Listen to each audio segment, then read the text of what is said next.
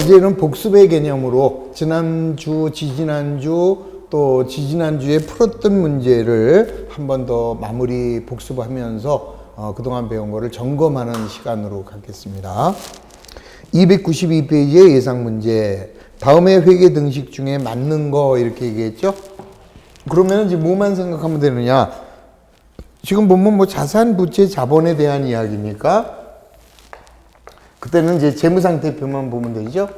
그러면 재무상태표 차변에는 자산을, 대변에는 부채와 자본을 기록하는 거다. 그러면 1번. 자, 우리가 이제 자산을 예를 들어서 100원이라고 하고 얘를 40, 60이라고 한다면 1번의 경우에는 자산 100원에다가 그 다음에 부채 40을 더하면 자, 140이 되니까 60이 된다. 틀렸다는 거 알 수 있죠? 그 다음 2번. 자산에서 소유주 지분을 뺀다. 자산에서 소유주 지분이 요거죠. 자본이 요게 이제 소유주의 지분이니까 자, 60원을 빼게 되면 요게 이제 얼마가 나와요? 40원. 그래서 자산에서 소유주 지분을 빼면은 채권자의 지분. 그래서 2번이 정답이 되는 거 알 수 있다. 3번. 자산은 타인 지분이다. 그러면 자산 100원은 타인 지분이 요거죠. 요게 이제 채권자의 지분이고, 그 다음에 이제 남의 거죠. 타인 지분. 이렇게 되는 거야. 그럼 100원은 40원이다. 안 그릴걸? 이렇게 되겠죠.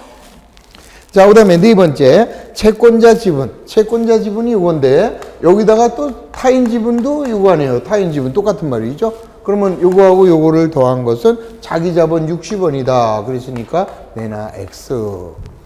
그 다음 5번. 자산 100원은 부채는 40원 마이너스 60원 틀렸다라는 거 알 수 있죠? 이렇게 해서 얘만 잘 이해하면 간단하게 할 수 있는 문제다. 2번. 다음 중 복식부기의 기본 법칙에 맞는 거. 자, 복식부기의 기본 법칙은 거래에 팔려서죠? 자, 거래에 팔려서에서는 차변의 자산의 증가, 그 다음에 자산의 감소, 그 다음에 오른쪽이 부채의 증가, 부채의 감소, 오른쪽이 자본의 증가, 자본의 감소, 비용의 발생, 수익의 발생. 요거니까 자, 뭐가 틀렸다는 걸 알 수 있다. 자, 1번. 차변에 부채의 감소가 돼야 되니까 맞는 거 찾는 겁니다. 1번 틀렸고요. 그 다음 수익의 발생은 대변이죠. 그 다음 대변의 자산의 감소고 대변의 자본의 증가가 되겠죠. 5번. 차변의 비용의 발생이다. 그래서 5번이 정답. 3번. 에듀시는 수익 비용, 자, 기초자본이 어쩌고 저쩌고일 때 기말자본은 얼마냐. 자, 이런 문제는 바로 3단계 접근법이다 라고 할 수 있죠. 자, 그러면 3단계 접근법으로 들어가면 여기가 초에 BS, 말에 BS, IS. 그러면 APK 이렇게 들어가죠. 그 다음에 APK, 그 다음에 비용수익. 그래서 이익 이렇게 나옵니다. 그러면 주식회사 아이두신의 수익 총액이 54만 원이다. 그 다음에 비용 총액이 33만 원이면 우리 회사의 순이익은 21만 원이 되는 것을 알 수 있고, 자, 이때 기초의 자본이 49만 원이었대요. 자, 그러면 이제 기말 자본은 얼마냐? 그럼 49만 원 갖고 영업을 해서 21만 원을 벌었다. 그러면은 자본이 늘어나죠? 따라서 70만 원이 기말 자본이라는 것을 간단하게 해결할 수 있다. 4번. 회계의 순환 과정을 설명한 것으로 적합한 것. 자, 회계의 순환 과정은 뭐라고 그랬습니까? 순환 과정이라는 것은 기업은 계속 기업의 과정에 의해서 자, A가 X1년, X2년, X3년 이렇게 되겠죠? 그러면 이제 X1년 동안에 있었던 경제적 사건을 이제 분계정기해서 결산. 자, 결산을 해서 정보 이용자에게 제공. 자, 끝. 그 다음 다시 분계정기 하다가 결산을 해서 정보 이용자에게 제공. 이렇게 해서 반복되는 과정. 요게 회계의 순환 과정이죠. 자, 따라서 1번 회계의 성과가 경기의 순환처럼 호황기, 후퇴기를 반복한다. 그런 개념이 아니죠. 2번, 경영진과 정보 이용자 간의 정보의 전달 과정이다. 맞네요. 보세요. 자, 요거 작성해서 경영진입니다. 경영진이 작성해서 이해관계자에게 보고를 하는 거잖아요.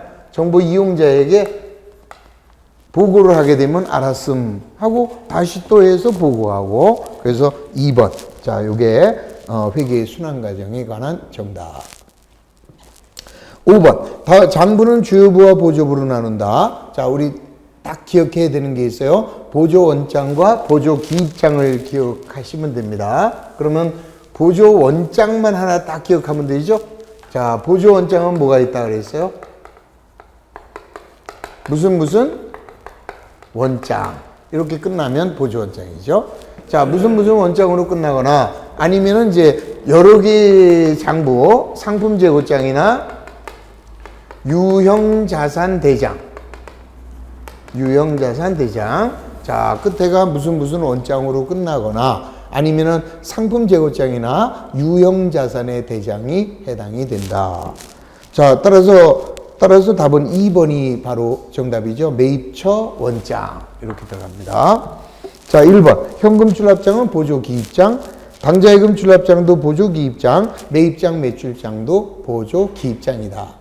이런 정도만 나오면 좋겠습니다. 6번. 다음의 자료는 대전상사의 회계자료다. 기초자본은 얼마냐? 딱 문제 체크하는 순간에 3단계냐 4단계냐 먼저 판단해야죠. 몇 단계? 3단계입니다. 그러면 이제 3단계에서는 바로 이렇게 그려주면 되죠. 자, A, P, K. 그 다음에 비용과 수익 이렇게 들어갑니다. 자, 그럼 먼저 기초의 자산은 여기죠. 85,000원. 기말의 자산은 여기네. 72,000원. 그 다음에 기말의 부채는 여기네. 3만원. 그 다음에 총 수익은 6만원. 그 다음에 총 비용은 68,000원. 그러면서 문제가 요구하는 기초자본, 얘가 얼마냐. 그러면 이제 찬찬히 보시면 얘부터 할 수 있네. 자, 요놈에서 요놈을 빼니까 얘는 42,000원. 그 다음에 여기 보시면 수익이 비용보다 적어요. 그러면 우리 회사는 손실이 발생한 거지. 얼마 손해야? 8,000원이 손실이 생겼다. 그러면 손해가 생겼다는 것은 기초자본이 크다는 거예요? 기말자본이 크다는 거야? 기초가 더 크다는 거지. 그러면 5만 원을 가지고 영업을 했는데 42,000원이 됐으니까 8,000원의 손해를 보았다. 이렇게 해서 가볍게 잡아낼 수 있다. 넘어갑니다. 7번. 자, 다음 중에서 혼합거래에 해당하는 거. 자, 우리가 이제 거래의 종류에는 크게 몇 가지가 있었어요?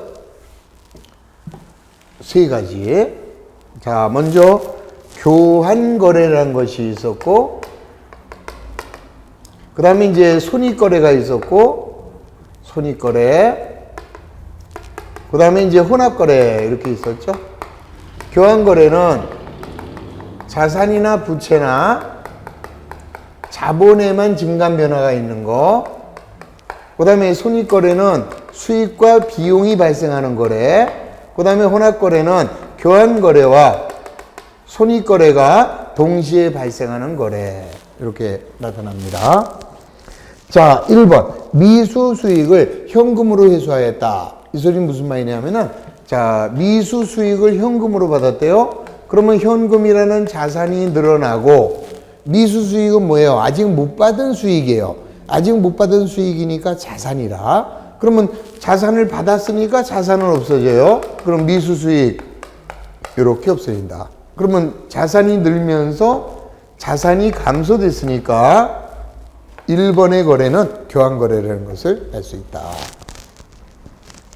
2번. 외상매출금을 어음으로 회수했대요. 그러면 내가 받아야 할 외상매출금을 받았으니까 외상매출금이라는 자산이 없어지면서 어음으로 받았대. 그러면 받으러옴이 늘어나겠네. 그럼 받으러옴은 자산이 증가되면서 외상매출금이라는 자산이 감소됐으니까 역시 교환거래라는 것을 알 수 있다. 3번 매입 상품의 애누리다 그랬습니다. 자, 요건 이제 조금 먼저 어려운 얘기인데 요거는요. 상품을 외상으로 사요. 상품을 100원을 외상으로 매입을 했습니다. 그러면 상품이라는 자산이 늘어나면서 외상 매입금이라는 부채가 100원 이렇게 늘어났죠. 자, 그럼 이 거래는 무슨 거래야? 요거는 자산이고 얘는 부채니까 교환거래예요. 근데 자, 사갖고 와서 생각해 보니까 너무 비싸. 딴 데 알아보니까. 그래서 전화를 해서 야, 왜 이렇게 비싸? 좀 깎아줘 이랬어요. 그래서 상대방이 알았어 10원 빼줄게 이렇게 됐습니다. 그럼 결국 나는 처음부터 깎아서 샀으면 얼마에 산 거야?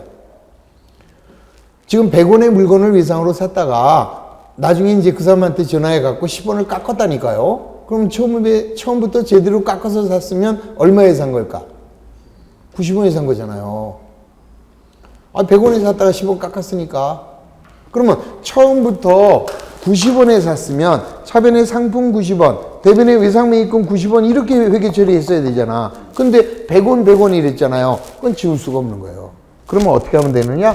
요거를 죽이는 거죠. 차변의 상품 100원에서 10원을 이렇게 빼게 돼요. 그러면 상품이 얼마로 남아? 90. 그 다음에 외상매입금도 10원을 죽여버리죠? 외상매입금 10원 이렇게 죽이면 얼마가 돼? 90. 이렇게 되겠죠? 그러면 부채가 감소되면서 자산이 감소된 거다. 그러면 내나 교환거래라는 것을 할 수 있다. 이 소리죠. 이해가 되셨죠? 그래서 매입한 상품을 애누리했을 때 이때는 교환거래가 된다. 4번 대손 충당금을 설정하였다. 이건 좀 어려운 얘기인데요. 대손 충당금을 설정한다라는 것은 내가 예를 들어서 그러니까 3번의 경우에는 요게 이제 3번 분계고요. 그 다음에 이제 4번은 내가 예를 들어서 거래처에다가 100만 원의 외상으로 팔았어요. 100만 원의 외상으로 팔았는데 아무리 생각해도 그놈이 한 10만 원은 안 갚을 것 같아. 그런 추측이 든다면 미리 못 받을 걸로 예상해서 미리 비용으로 떨어버리는 거예요. 다시 한번 말씀드리면 내가 어떤 상점에다가 100만 원의 상품을 팔았습니다. 외상으로. 그랬는데 아무리 생각해도 이리저리 생각해봐도 그놈이 10만 원은 못 갚을 것 같아. 그러면 자 미리 비용으로 떨자 이 소리예요. 미리. 자, 이거를 왜 미리 비용으로 떠느냐? 이 보세요. 이게 바로 발생주의라 그래. 이거 X1년이고 X2년입니다. 보세요. 내가 원가가 60만 원짜리 상품을 얘를 100만 원에 X1년도에 팔았어요. 그럼 우리는 X1년도에 얼마 번 거야? 40만 원 버는 거죠. 이거 재밌는 얘기예요. 굉장히 어려운 얘기고 그러면서도 재밌어. 잘 들어봐요. 내가 60만 원에 사온 놈을 100만 원에 팔았다. 그럼 나는 X1년도의 수익이 얼마로 잡히겠어요? 수익이 40으로 잡힐 거 아니에요. 이익이 40만 원으로 잡히죠? 근데 아까 무슨 생각을 했어요? 10만 원은 못 받을 것 같다 이런 예측을 했잖아. 아니나 달러 X2년도에 10만 원을 못 받게 됐어요. 진짜로 망해가지고. 그러면 그때 우리 X2년도에 대손으로 해서 내가 팔았는데 못 받게 된 돈을 대손 상각비라는 비용으로 떠는 거예요. 그러면서 내가 받아야 할 외상 매출금이 10만 원 이렇게 해서 외상 매출금을 없애면서 비용으로 이렇게 떨어져야지. 회수불능이 될 때. 그러니까 X1년도에 외상으로 팔은 거를 돈을 다 못 받으면 X2년도로 넘어갈 거고 그 중에서 10만 원을 못 받게 됐다면 그러면 10만 원이 비용으로 떨잖아요. 그럼 결국 가만히 내버려 보면 X1년도에 얼마 번 거야? 40 벌었고 X2년도에 얼마 손해를 본 거야? 10만 원 손해 본 거죠? 아니잖아. 결국은 X1년도에 60짜리를 100에 팔아서 40만 원 벌었지만 그 중에서 10만 원은 못 받게 됐으니까 이거는 X1년도에 못 받는 거지. 그러니까 결국 정확하게 우리가 계산한다면 X1년도의 이익은 얼마로 해야 돼요? 30으로 해줘야 되는 건데 만약에 충당금이라는 걸 안 만들게 된다면 수익은 X1년도에 관련 비용은 X2년도에 나타나게 돼요. 그래서 우리가 X1년도 말에 가서 다음 연도로 넘어간 외상 매출금 중에서 10만 원을 못 받을 거다라고 생각이 든다면 그때 미리 X1년도 12월 말일 날 에이 10만 원 좀 못 받을 거야 하고 대손상가비라는 비용으로 이렇게 미리 떨어버려요. 그러면 뭘 못 받은 거야? 외상값을 못 받은 거? 아니잖아요. 아직 못 받은 게 확정된 게 아니지. 그래서 이거는 예측만 한 거죠. 그래서 알았어 하고 만들어 놓는 게 요게 대손 충당금이다 이 소리예요. 이렇게. 그럼 이렇게 충당금을 만들어 놨는데 X2년도에 가서 10만 원의 외상 매출금이 실제로 X2년도에 회수불능이 되잖아.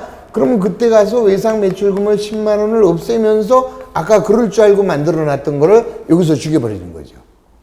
이렇게 죽여버리게 되면 외상 매출금은 X2년도에 없어졌지만 관련 비용은 몇 년도의 비용으로 나와? X1년도의 비용으로 딱 계산이 되겠죠. 그래서 수익 비용 대응에 아주 적합한 거다. 그렇게 해서 만들어주는 게 대손 충당금이에요. 그래서 만약에 문제에서 대손 충당금을 설정한다 이렇게 나오면 차변에 대손상가비라는 비용을 만들어주면서 대손 충당금 이렇게 만들었기 때문에 이런 거래는 무슨 거래냐? 손익거래가 된다 이 소리죠. 이게 손익거래. 이해되셨죠? 대손상가비라는 비용이 발생했고 관련된 대손 충당금이 없어졌기 때문에 요런 거래를 손익거래.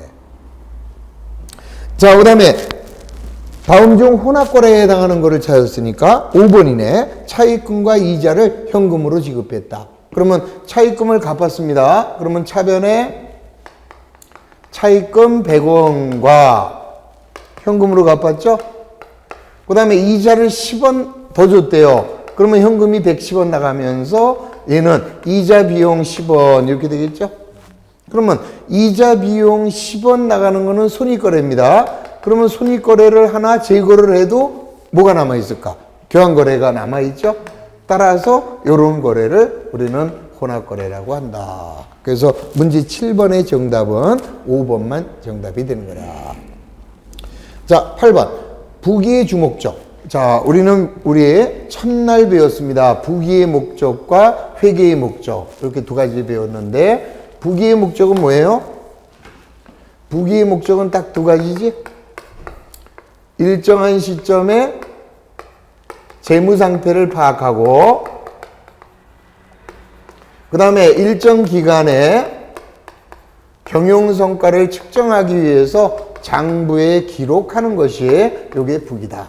그래서 문제가 요구하는 게 부기의 목적이에요.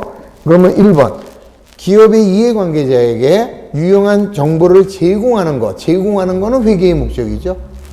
자, 2번 경영방집 수립에 필요한 자료를 제공한다. 제공한다 그러면 무조건 회계의 목적. 3번 기업의 재무상태와 경영성과를 파악한다. 맞네. 그래서 3번만 부기의 목적이 되는 거다. 4번 세금을 부과하는 기초자료를 제공한다. 어떤 제공이란 말이 나오면 무조건 틀린 거예요. 그렇죠? 그래서 제공이란 말 나오면 그거는 회계의 목적. 자, 9번. 다음 중 실제 계정과 거리가 먼 거. 자, 계정에는 두 가지가 있었습니다. 하나는 뭐가 있었어요? 실제로 존재하는 실제 계정과 그 다음에 이름뿐의 계정. 명목상의 계정이다 그랬죠? 명목 계정. 자, 실제 계정을 다른 말로 뭐라 그랬어요? 영구 계정이라고 그랬고 그 다음에 명목 계정을 다른 말로 임시 계정 이랬죠? 그러면 실제 계정에는 뭐뭐 있어? 자산과 부채와 자본이 있고 명목 계정은 이름뿐의 계정으로서 비용과 수익이 있는 것이다. 그러면 먼저 실제 계정과 거리가 먼 거래요. 미지급 임차료 부채네. 그 다음 단기 대여금은 자산, 외상매입금은 부채, 그 다음 성급보험료는 자산. 그럼 답은 5번이겠네. 매출원가는 비용이죠. 그래서 실제 계정과 거리가 먼 것은 5번이 정답이 되는 것이다. 자, 10번으로 넘어갑니다. 다음의 자료에 의하여 기초부채 총액을 계산해라. 이것도 옛날에 했던 건데요. 그래도 한 번 더 여러분들 걸로 만들어 주시기 바랍니다. 딱 먼저 3단계냐 4단계냐의 파악. 중간에 뭐 있어요? 인출액이 나왔네. 현금 인출액이 나왔으면 4단계다. 자, 그럼 이제 4단계로 그려봅니다. 4단계로 그려보면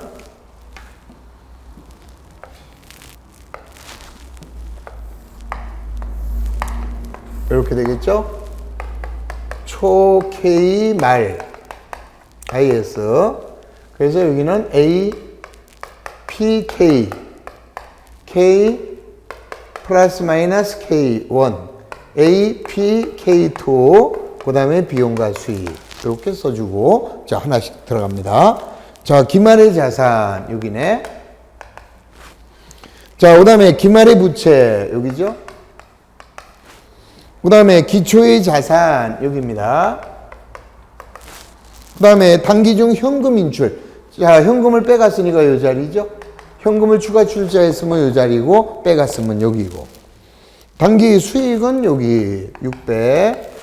그 다음에 단기 비용은 여기 560.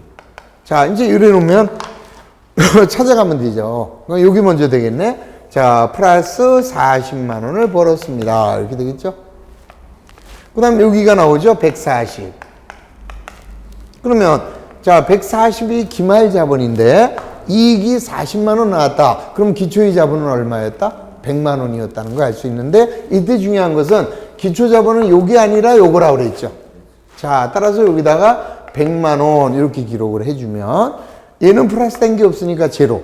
그래서 요거 100만 원과 20만 원 하면 120이 되는 거죠.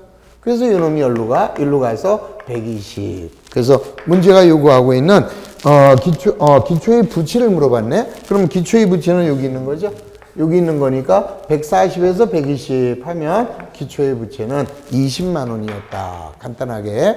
그냥 기계적으로 계산이 되는 게 3단계, 4단계다. 자, 11번. 차기 회계 연도로 잔액이 이월되지 않는 계정은 무엇이겠느냐? 자, 우리 보세요. 여기 보시면 실제 계정은 자산 부채의 자본으로서 얘들은 실제로 존재하기 때문에 차기로 이월되는 것이고, 그 다음에 수익과 비용은 이름뿐의 계정으로 한 해가 지나면 소멸이 돼버려요. 그럼 여기서 자, 뭐라고 그랬습니까? 잔액이 차기로 이월되지 않는 거 그랬으니까 뭐를 찾으면 돼요? 수익이나 비용을 찾으면 되는 것이다. 그러면 1번. 자, 집합 손익이죠? 자, 따라서, 자, 손익계정은, 집합 손익계정은 뭐가 돼요? 잔액이 이월되지 않는 것이다. 이익잉여금, 이건 아직 안 배운 거네. 이익잉여금은 어디냐? 자본이에요. 자본에 잉여금이란 말이 나와. 그래서 잉여금이란 말 나오면 자본, 이렇게 생각하시면 돼요. 선수임대료 먼저 받은 거니까 부채죠? 부채니까 이월되네. 주식 발행 초과금, 요거는 자본입니다. 자본인데, 자, 요게 이제 주식 발행 초과금이라는 게 뭐냐면은, 법인 기업에서 주식을 발행해요. 그러면 주식은 한 장에 일반적으로 5,000원짜리가 가장 많이 존재하죠. 물론 100원짜리도 있고, 500원짜리도 있고, 자, 뭐, 10,000원짜리도 있고, 얼마든지 기업이 마음대로 정할 수 있습니다. 그런데 일반적으로 5,000원짜리인데, 그러면 5,000원짜리 주식을 발행하면 자본금이 5,000원 이렇게 늘어나죠. 근데 우리 회사의 주식을 사고자 하는 사람들이 상당히 많아. 그러면 값은 올라가게 돼요. 그래서 5,000원짜리 주식을 6,000원에 발행을 했습니다. 그럼 돈이 얼마가 들어와요? 현금은 6,000원이 들어오죠? 그러면 5,000원짜리 주식을 6,000원에 발행을 했으니까, 자, 요거를 우리는 뭐라고 하느냐? 주식 발행 초과금이라고 하고, 자, 요거는 5,000원짜리 주식을 6,000원에 발행했으니까 1,000원의 이익이다가 아니라 우리 회사의 자본에 해당이 되는 거죠. 그래서 주식 발행 초과금은 자본 항목이 되는 거예요. 자본 항목이니까 다음 기로 이월되겠죠. 그 다음 5번. 매도 가능 금융자산의 평가이익. 아까 제가 설명드린 거죠. 내가 주식을 아까 삼성전자 6천만 원 샀다가 1억이 됐다고 해서 잔치 벌리면 안 되지. 자, 그거는 뭐예요? 자본 항목이 되는 거예요. 기타 포괄로서 자본 항목이다. 좀 이익인데 자본으로 가니까 좀 헷갈릴 거야. 근데 나중에 여러분들이 기본서에서 이제 다시 한번 배우게 되니까. 자, 따라서 11번의 정답은 1번이 된다. 12번입니다. 다음 중 회계상의 거래에 해당하지 않는 거. 자, 이런 것만 나오면 좀 좋겠죠. 자, 거래라고 하는 것은 자산이나 부채나 자본의 증감 변화가 없는 거. 자, 따라서 약속, 주문, 채용, 보관 이런 것들. 자, 1번. 기숙사에 설치된 시설물을 100만 원 도난당했다. 그러면 거래죠. 자, 그리고 옛날에는 내가 이런 것들을 회계 처리를 안 해드렸는데 오늘은 이제 복습하는 거니까 이걸 가지고 회계 처리도 한번 해볼 거예요. 그럼 첫 번째, 기숙사에 설치된 시설물, 뭐 예를 들어서 이제 무슨 뭐 컴퓨터라든지 냉장고 같은 거를 누가 도둑이 들어와서 뜯어간 거죠. 그러면 이제 뭐가 없어졌어요? 비품이 없어진 거지. 자, 비품이 100만 원 이렇게 해서 자산이 감소됐습니다. 그러면 도난을 당했어요. 도난을 당했으니까 요거는 금액이 적으면은 잡손실 이렇게 따라버리면 되겠죠. 그러면 경제적 사건에 해당이 되니까 얘는 거래다 이렇게 보는 거죠. 그 다음에 2번. 원가 130만 원의 상품을 100만 원에 판매하였다. 그러면 이제 상품이 원가 130짜리가 나갔습니다. 이를 100만 원에 팔았으니까 현금은 100만 원이 들어왔어요. 그럼 우리는 30만 원 손해봤네? 그러면 상품 매출 손실 이렇게 되겠죠? 자, 상품의 매출 손실이 30 이렇게 나오면 얘는 혼합 거래가 되겠죠?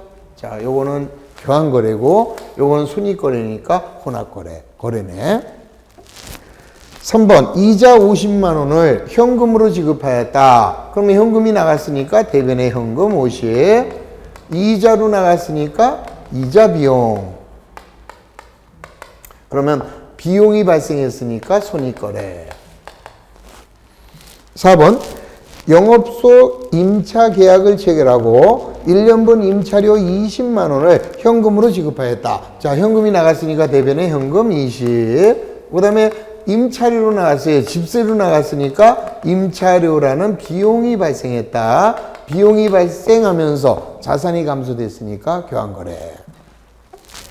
그 다음에 5번. 직원과 월급 200만 원의 고용계약을 체결하였다. 말로만 계약한 거죠. 따라서 5번은 경제적 사건이 아니다. 이렇게 찾아야 해요. 넘어갑니다.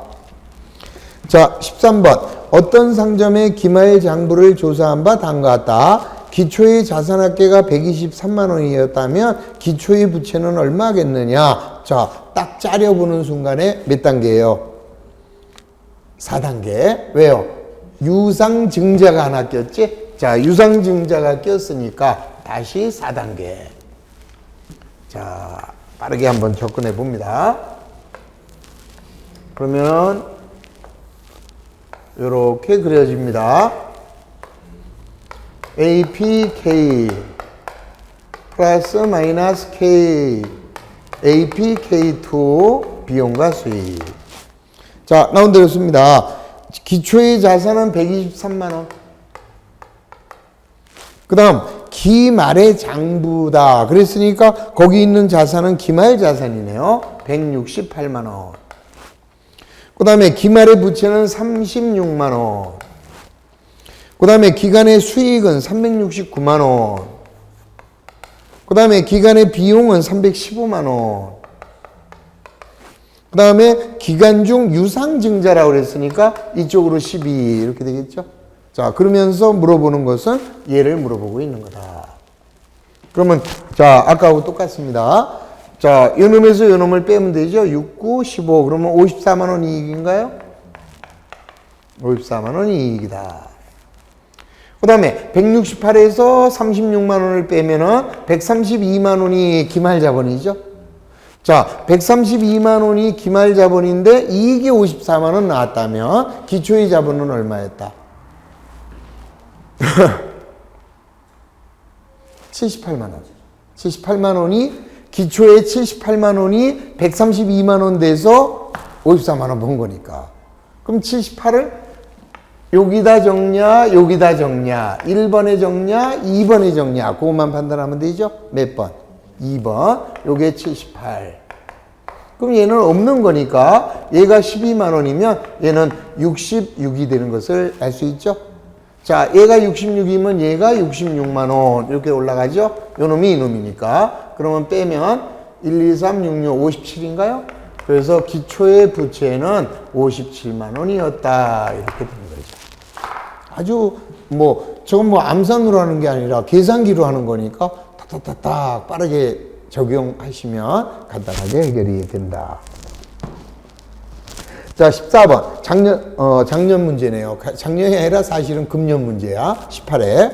자산을 증가시키는 거래에 해당되지 않는 것이다.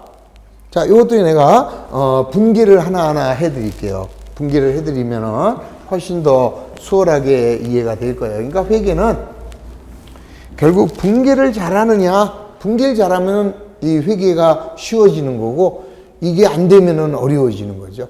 그러면 분기를 잘하려면 자꾸 머릿속에다가 거래 판례서에서 집어넣는 연습을 하시면 돼요. 1번, 비품을 외상으로 구입하였다. 그러면 비품을 외상으로 구입하면 비품이라는 자산이 증가돼요. 그리고 얘는 자산이 증가가 됐고, 외상으로 샀으면 뭐가 돼요? 외상 매입금 이러면 바로 틀린 거지. 왜요?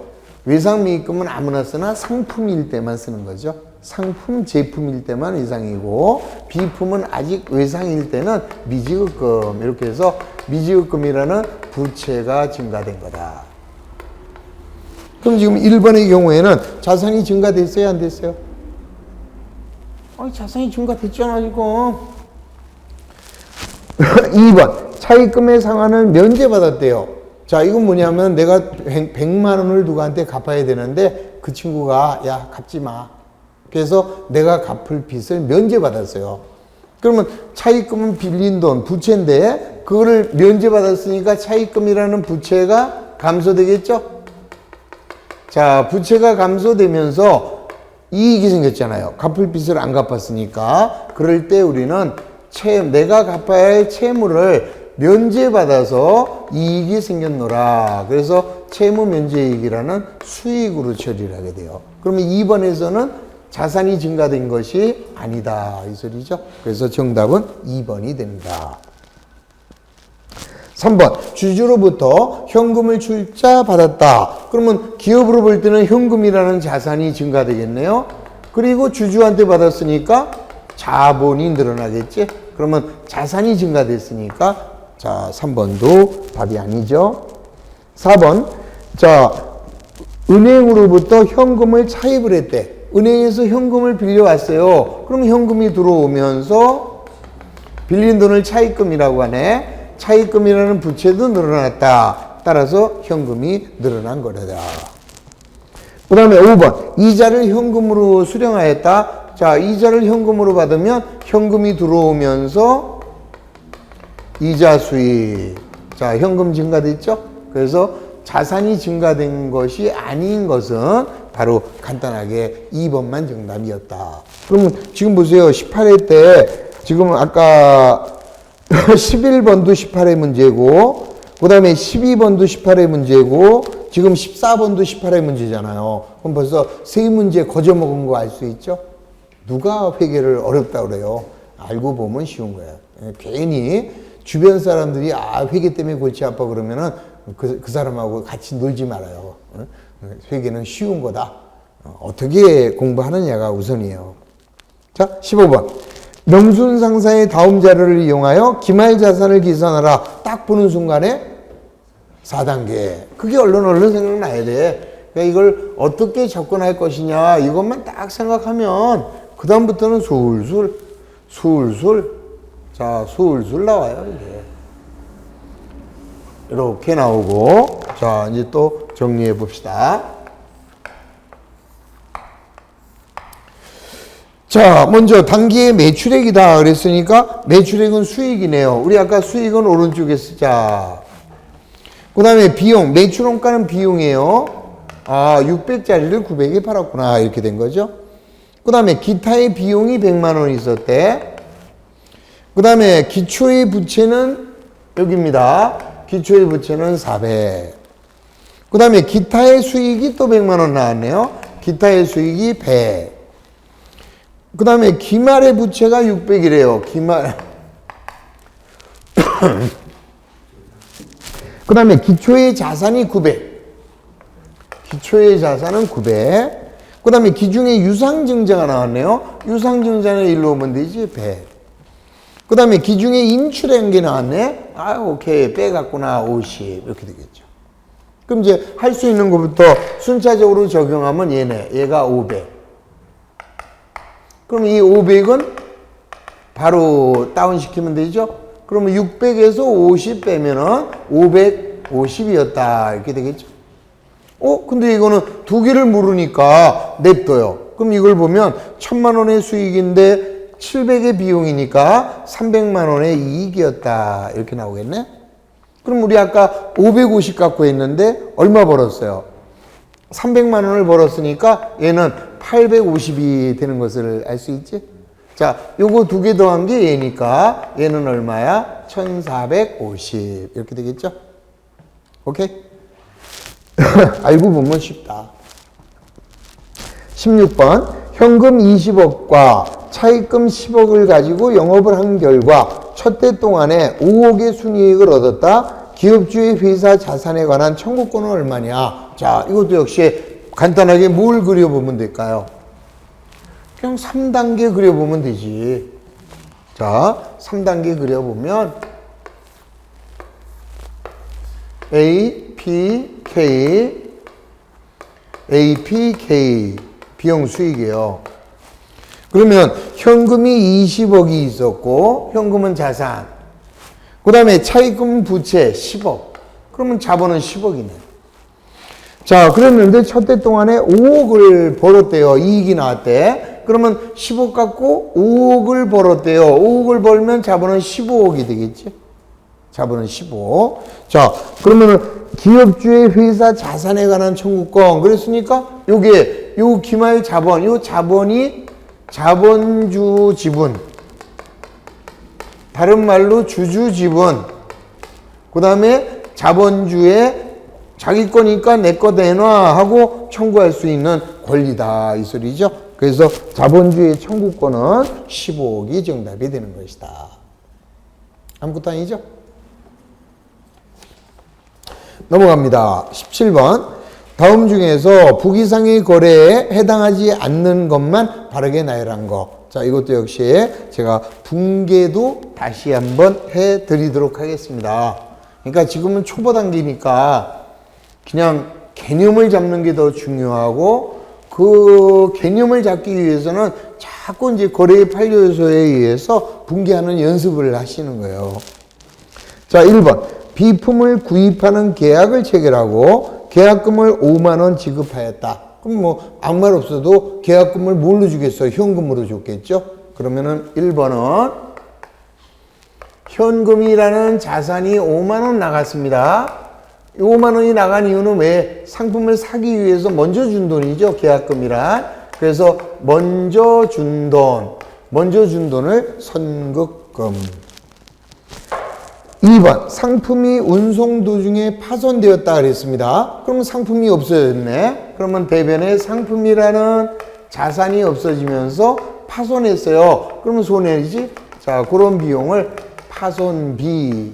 그래서 이 파손비라는 비용으로 처리가 된다. 거래죠. 그러니까 거래냐 아니냐는 이렇게 분개를 할 수 있으면 거래고 분개를 못하면은 거래가 아니다. 3번 사무실의 점포를 월세 10만 원 조건으로 계약만 했어요. 계약만 한 것은 거래가 아니다. 그래서 3번이 정답이죠. 4번 창고의 화재로 보유하고 있는 20만 원 상당의 재고자산이 소실되었다. 재고자산은 상품이나 제품 이런 것들을 말해요. 그래서 자, 우선 상품이 탔다고 하면은 상품이라는 자산이 없어지고 그 다음에 불이 나서 손해를 봤을 때 우리는 재손실 이렇게 얘기해요. 자, 따라서 분개가 되면 거래가 되는 거다.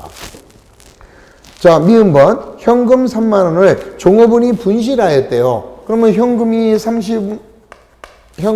얼마 나가요? 3만 원 나갔고 자, 종업원이 잃어버렸어요. 그러면 물어내 그러든지 잡손실. 자, 뭐 종업원 보고 물어내 이러기는 그렇죠. 그래서 일단 회사에서는 손실로 떨게 된다. 그런 것을 잡손실. 그 다음 비읍번 신문에 광고를 내고 광고비 2만 원은 나중에 지급하기로 하였다. 그러면 광고 선전비라는 비용은 발생했죠? 자, 따라서 차변에 광고 선전비가 20, 나중에 준대요. 뭐에? 미지급금입니다. 이것도 역시 상품이라면 외상매입금이지만 상품 이외의 것을 아직 안 주면 우리는 무조건 미지급금으로 처리한다. 거래네. 그 다음 마지막 시옷. 기업주의 부인이 기업의 현금을 5만 원 가져갔다. 이거 갖고 헷갈려요. 이게 무슨 거래냐 그러는데 우리 항상 회사의 입장에서 회계 처리하게 되면 현금은 없어졌네요. 그래서 대변의 현금 5만 원. 그럼 이건 어떻게 하느냐? 자본주의 사장님 부인이 가져갔어요. 사장님 부인은 사장님과 이코로 동격이죠. 그래서 결국 주인이 빼간 거야. 따라서 이런 것을 자본이 감소된 거죠. 그래서 자본금 5만 원 이래버립니다. 근데 정확한 계정 과목은 아직 자본금을 하면 안 돼요. 이거는 사장이 그 다음날 도로 갖고 올지도 몰라. 그래서 일단은 인출금이라는 계정으로 처리했다가 나중에 결산시까지도 안 갖고 온다. 그러면 그때 가서 자본금을 줄이는 거다. 따라서 자, 상기의 거래 위에 나와 있는 항목 중에서 거래에 해당하지 않는 것은 디귿번 하나밖에 없다라는 것을 알 수 있죠. 자, 18번. 다음 중 하나의 거래에서 동시에 나타날 수 없는 거. 이건 뭐 얘기합니까? 차변하고 대변이 마주 보면 되는데 차변, 차변이 되든지 대변, 대변이 되면은 틀린 답이 되죠. 자, 어떤 거냐? 1번. 부채의 증가는 대변, 비용의 발생은 차변. 돼, 안 돼? 아니, 거래에 결합이 되느냐 이 소리예요. 자, 지금 뭐예요? 1번은 부채가 증가되면서 비용이 발생했으니까 거래가 되지요. 1번은 맞고. 2번. 비용이 발생하면서 자산이 감소된다. 똑같잖아. 됐고. 자, 그 다음에 3번. 부채가 감소되면서 수익이 발생된다. 되죠? 부채의 감소는 차변이고 수익이 발생하면 대변이니까. 4번. 비용이 발생하면서 부채가 감소된다. 틀리지? 비용의 발생, 부채의 감소는 이쪽이니까 4번. 이게 정답. 그 다음 5번. 자산이 감소하면서 부채가 감소된다. 자산이 감소되면서 부채 감소 이루어질 수 있죠. 그래서 정답은 4번만 정답. 19번입니다.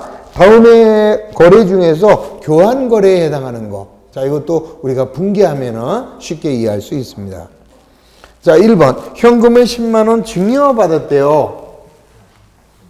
그러면은 현금을 10만 원을 증여를 받으면 현금이라는 자산이 10만 원 늘어나면서 자, 이런 거를 우리는 자산 수중이익이다 이렇게 얘기해요. 그래서 자산 수중이익이라는 수익. 따라서 이거는 손익거래가 되는 거다. 1번은 손익거래. 2번. 대여금 30만 원이 회수불능되었다. 그럼 내가 받아야 할 대여금이 없어졌습니다. 30만 원이 없어지면서 자, 못 받게 된 것을 우리는 대손상가비 이렇게 얘기합니다. 근데 이제 엄격하게 계정 과목을 정확하게 해라 그러면 이거 틀린 거예요. 이럴 때는 그냥 대손상가비가 아니라 기타의 대손상가비 이렇게 써야 오리지널이에요. 그럼 무슨 차이가 있느냐 하면은 자, 대손상가비는 상대 계정이 외상매출금이나 받으럼 즉 매출채권이 회수불능되면 대손상가비로. 자, 대여금은 매출채권이 아니죠. 대여금이나 자, 또는 미수금 같은 거를 못 받게 됐을 때 그때는 앞에다가 기타의 요거를 붙여줍니다. 그래서 요것도 역시 손익거래. 3번. 외상매출금 20만 원 중에서 10만 원은 동점이 발행한 수표로 받고 10만 원은 당점이 발행한 수표로 회수하였다. 아이고 헷갈려 죽겠네. 자, 내가 받아야 할 외상매출금이 20만 원인데요. 외상매출금 20만 원 다 회수했대요. 그러면 받아야 할 외상매출금이 없어졌죠? 그 다음에 당점은 누구냐? 나. 그 다음에 동점은 누구냐? 남.